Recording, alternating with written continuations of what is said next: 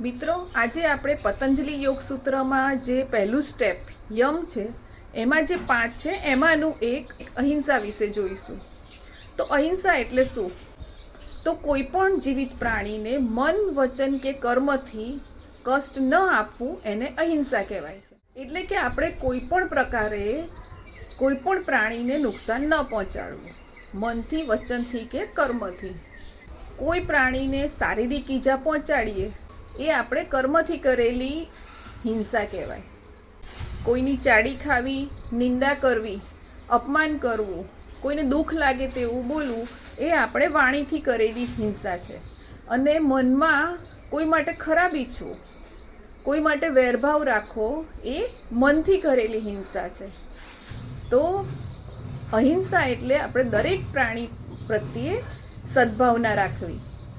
તો મિત્રો, આ રીતે આપણે અહિંસાનું જેટલું વધારે બને એટલું પાલન કરીશું એમ આપણા મસલ્સ બધા એ સ્ટોર કરશે. અને આવા ગુણો સ્ટોર કરશે તો આપણા મસલ્સ ધીરે ધીરે રિલેક્સ થશે અને આપણે આસનની અંતિમ સ્થિતિ સુધી વધુ પહોંચી શકીશું. અને પ્રાણાયામનો પણ આપણને લાભ વધુ મળશે. તો આ રીતે આપણે બને એટલો યમ અને નિયમનું પાલન કરીશું અને આસન અને પ્રાણાયામનો વધુ લાભ મેળવીશું.